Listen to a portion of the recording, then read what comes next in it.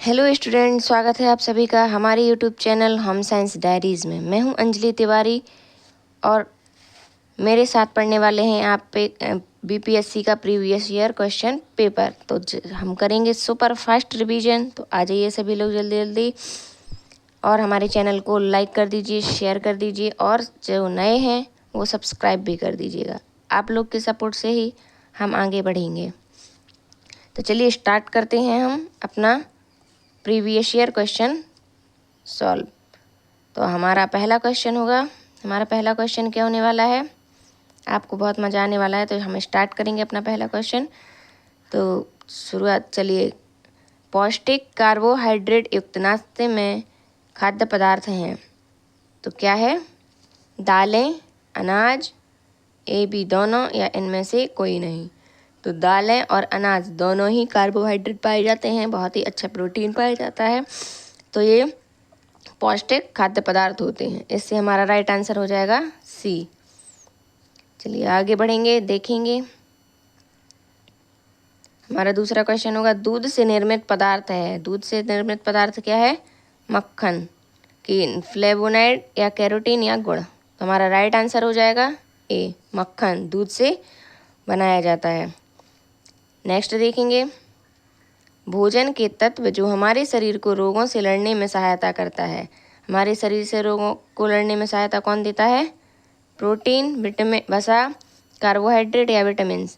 Protein का काम होता है ऊतकों की मरम्मत करना, टिश्यूज़ को बनाना। वसा एनर्जी देता है, फैट बढ़ाता है। कार्बोहाइड्रेट हमारे शरीर को एनर्जी देता है। तो इसका राइट आंसर हो जाएगा विटामिन डी, है ना। विटामिन हमारा राइट आंसर हो जाएगा। नेक्स्ट देखेंगे। निम्नलिखित में से कौन वनस्पति स्रोत से उत्पन्न होने वाला प्रोटीन है? तो वनस्पति स्रोत से उत्पन्न होने वाले प्रोटीन में चीज, दूध, अंडा, ये तीनों प्राणी स्रोत हैं। तो हमारा राइट आंसर हो जाएगा सोयाबीन, यानी ए हमारा राइट आंसर। ये वनस्पति स्रोत से उत्पन्न प्रोटीन है। आगे बढ़ेंगे। वातावरण से वायु जीवाणु करते हैं। वातावरण से वायु जीवाणु करते हैं, कौन करते हैं? इसका राइट आंसर हो जाएगा कार्बन डाइऑक्साइड। नेक्स्ट देखेंगे। भोजन विषाक्त होने के कारण है। भोजन विषाक्त होने के कौन कौन से कारण हैं? कम पका हुआ भोजन, संक्रमित रसोई, पके भोज्य पदार्थों को लंबे समय तक रखना। जैसे कि भोजन पूरी तरह से जब पक नहीं पाता, कच्चा रह जाता है, तो वो फंगस, बैक्टीरिया उसमें ख़राब कर देते हैं भोजन को। संक्रमित रसोई या हमारी गंदी रसोई है तो उससे भी बैक्टीरिया हो जाते हैं। या पके हमने खाद्य फूड कोई बनाया और रख दिया 24 घंटे से ज़्यादा के लिए, तो वो भी ख़राब हो जाएगा। तो इसका राइट आंसर हो जाएगा डी, यानी इनमें से सभी। आगे बढ़ेंगे। नेक्स्ट क्वेश्चन है हमारा। अंडे का वह भाग जिसमें लोहा होता है। तो लोहा किस में होता है? अंडे की जर्दी, अंडे की सफ़ेदी या अंडे का छिलका। तो किस में पाया जाता है लोहा? अंडे की जर्दी में। तो राइट आंसर हो जाएगा हमारा ए, अंडे की जर्दी। टोकोफेरोल, टोकोफेरोल किसको कहते हैं? टोकोफेरोल विटामिन ई, विटामिन के, विटामिन 4 या विटामिन सी। तो टोकोफेरोल हमारा राइट आंसर हो जाएगा विटामिन ई। विटामिन ई और किन किन चीज़ों का स्रोत है? विटामिन ई बांझपन को रोकने में मदद करता है। विटामिन ई स्किन केयर भी है, ब्यूटी विटामिन विटामिन ई, है ना। चलिए आगे बढ़ेंगे। निम्नलिखित को छोड़कर सभी को आहार में शामिल करना चाहिए। तो इनमें से कौन है जिसको हम आहार में शामिल नहीं करेंगे, बाकी सबको करेंगे? तो संतृप्त ट्रांस वसा, रेसे, कोलेस्ट्रॉल, चीनी या नमक। तो हमारा राइट आंसर हो जाएगा चीनी और नमक। इनको छोड़ करके हम सबको अपने आहार में शामिल करना चाहिए। चीनी और नमक हमें बहुत ही कम मात्रा में लेना चाहिए, है ना। हमारा नेक्स्ट क्वेश्चन होगा, कैल्शियम और फास्फोरस के उपयोग और अवधारण के लिए ज़रूरी है। क्या ज़रूरी है? Vitamin A, vitamin C, D या विटामिन के। तो हमारा राइट आंसर हो जाएगा विटामिन डी, यानी सी हमारा राइट आंसर हो जाएगा। कैल्शियम और फास्फोरस यही बॉडी की बनाने में भी मदद करता है ना। इसकी कमी से कौन कौन से रोग हो जाते हैं, ये आप लोग बताएंगे। इसकी विटामिन डी की कमी से कौन कौन से रोग हो जाते हैं। चलिए नेक्स्ट देखते हैं।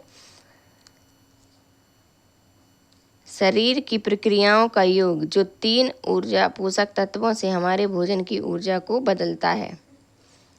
तो कौन से पोषक तत्व हैं जो हमारे भोजन की ऊर्जा को बदलेंगे? उपचय, अपचय, शराबबंदी। क्या होगा इसका राइट आंसर? या फिर मेटाबॉलिज्म। तो इसका राइट आंसर हो जाएगा मेटाबॉलिज्म। मेटाबॉलिज्म हमारी पूरे पोषक तत्व जो हमारे भोजन को ऊर्जा में बदल देता है। नेक्स्ट क्वेश्चन देखेंगे।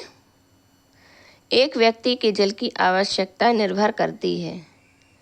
व्यक्ति के जल की आवश्यकता किस पर निर्भर करती है? उसके जलवायु पर, उसके क्रियाकलाप पर और खान पान की आदत पर। यानी कि हमारा राइट आंसर हो जाएगा डी, इन सभी पर। ये सभी हमारे जल की आवश्यकता पर निर्भर होते हैं।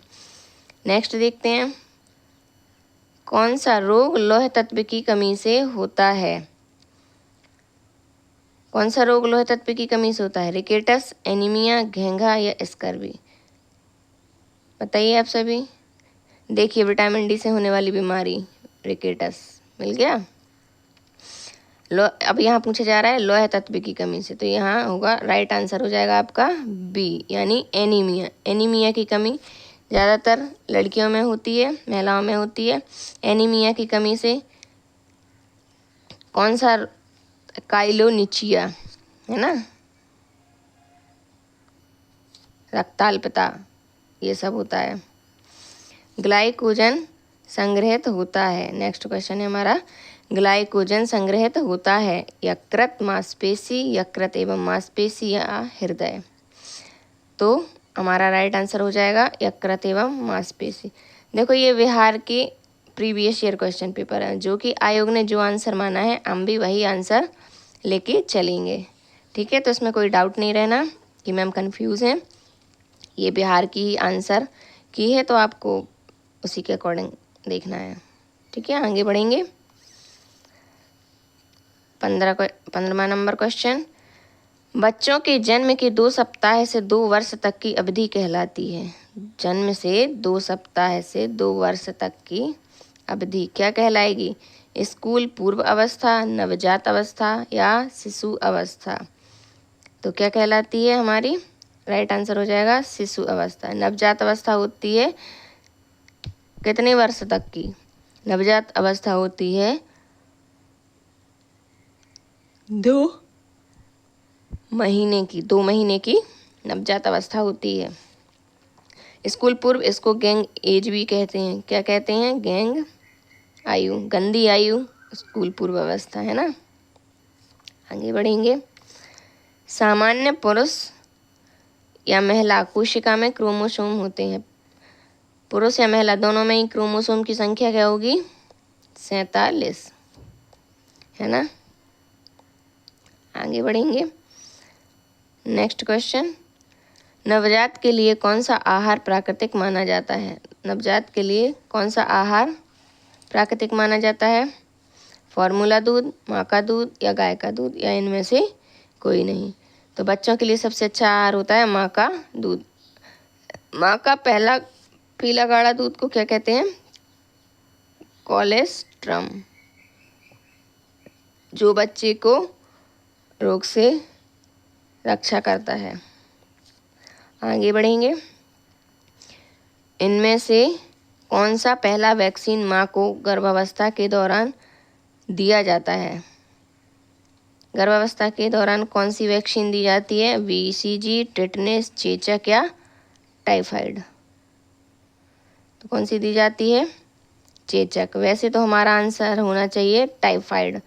टाइफाइड नहीं, टाइफाइड नहीं, टेटनस होना चाहिए, लेकिन आयोग ने चेचक को ही माना है, तो हम भी यहाँ पर चेचक ही लगाएंगे। तो हमारा राइट आंसर हो जाएगा चेचक। आगे देखते हैं। नेक्स्ट होगा हमारा, डिलीवरी में फोर्सेप की मदद से बच्चे का सिर बाहर निकाला जाता है। फोर्सेप की मदद से बच्चे का सिर बाहर निकाला जाता है। फोर्सेप क्या होती है? एक प्रकार की छड़ सी होती है ना। इससे क्या होता है, बच्चे के सिर पर लगा के बच्चे को बाहर खींच लिया जाता है। तो क्या कहेंगे इसको? कैंची, चाकू या फोर्सेप, या इनमें से कोई नहीं। तो बच्चे का सिर बाहर निकालते हैं हम फोर्सेप। हमारा राइट आंसर हो जाएगा फोर्सेप। नेक्स्ट क्वेश्चन होगा, विकास डॉट डॉट पैटर्न का अनुसरण करता है। तो विकास किस पैटर्न का अनुसरण करता है? तो हमारा राइट आंसर क्या होना चाहिए? निश्चित, विभिन्न या अनिश्चित, या इनमें से कोई नहीं। तो विकास पैटर्न का अनुसरण कौन करता है? विकास निश्चित पैटर्न का अनुसरण करता है। तो हमारा राइट आंसर होगा ए। अगर आप लोगों को ये वीडियो पसंद आएगी, और जितने भी लोग हैं जो बिहार का एस्टेट देने वाले हैं, तो प्लीज़ आप लोग ज़रूर देखिएगा ये वीडियो, ठीक है। हमारा नेक्स्ट क्वेश्चन होगा, कौन सा टीका 3 रोगों से शिशु की रक्षा करता है? कौन सा टीका है जो शिशु की रक्षा करता है? BCG, DPT, ATS, या इनमें से कोई नहीं। तो हमारा राइट आंसर हो जाएगा B, DPT, diphtheria pertussis tetanus. क्या हो जाएगा? डिप्थीरिया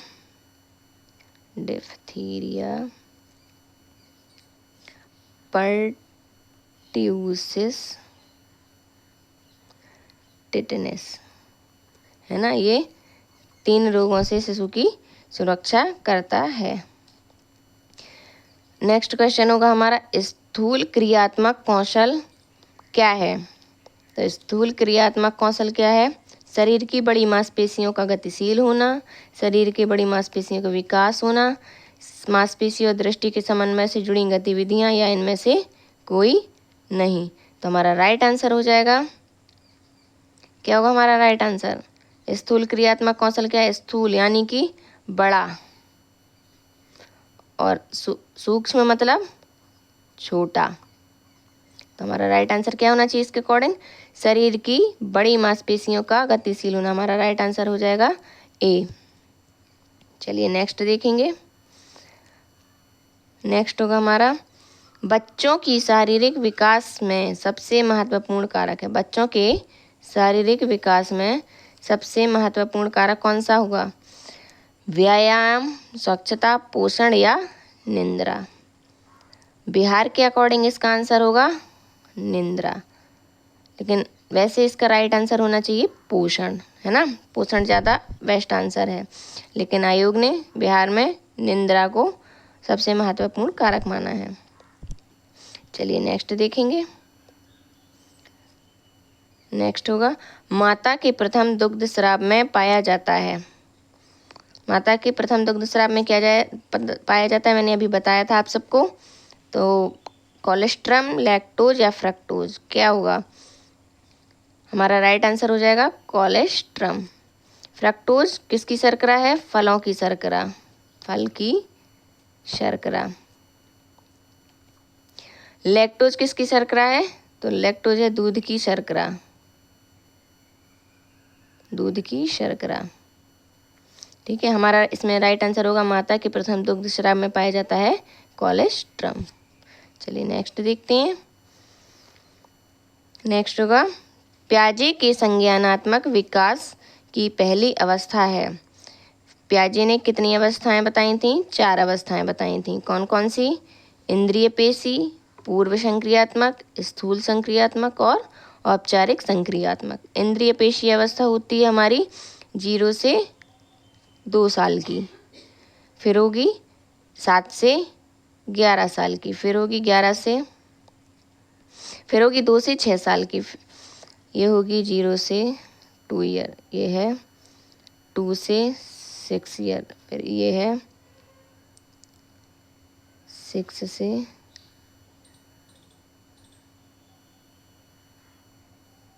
14 ईयर, फिर ये है 14 से 16 ईयर। ठीक है, तो हम आगे बढ़ेंगे। हम इसका राइट आंसर हो जाएगा पियाजे के संज्ञानात्मक विकास की पहली अवस्था कौन सी है? इंद्रिय पेशीय अवस्था। चलिए नेक्स्ट देखेंगे हम। नेक्स्ट होगा हमारा संज्ञानात्मक विकास किसने प्रतिपादित किया है?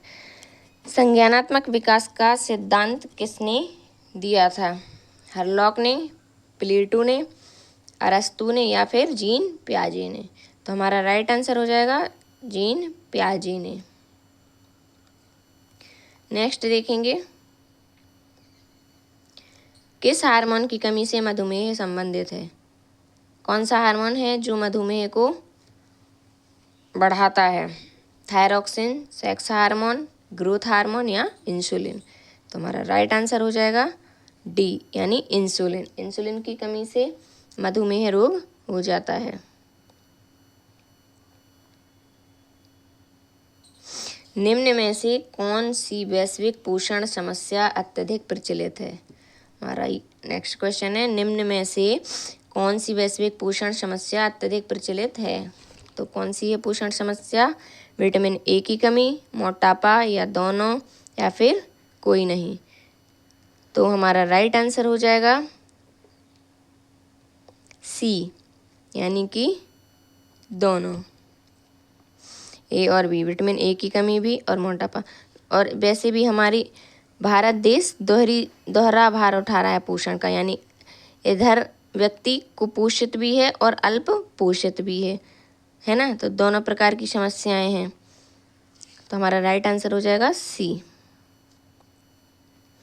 नेक्स्ट देखेंगे हम, एक व्यक्ति की रोग से लड़ने की क्षमता को कहते हैं। व्यक्ति जब रोग से लड़ता है तो उसकी क्षमता को क्या कहा जाता है? प्रतिकारक, मैक्युलेशन, रोग विरोधी क्षमता या उपचार? तो हमारा राइट आंसर होने वाला है कौन सा? सी फॉर चेन्नई यानी रोग विरोधी क्षमता। इम्यूनिटी पावर अच्छा होना चाहिए तभी वो रोगों से लड़ सकता है। नेक्स्ट क्वेश्चन होगा हमारा, नेक्स्ट और आखिरी क्वेश्चन होगा, एक शिशु के स्तन त्याग आहार की सही उम्र है? तो एक शिशु के स्तन त्याग की आहार की सही उम्र कौन सी होती है? 6 महीने। राइट आंसर है 6 महीने। 6 महीने के बाद हमें शिशु को क्या खिलाना चाहिए? 6 महीने के बाद हमें शिशु को पूरक आहार देना शुरू कर देना चाहिए, है ना?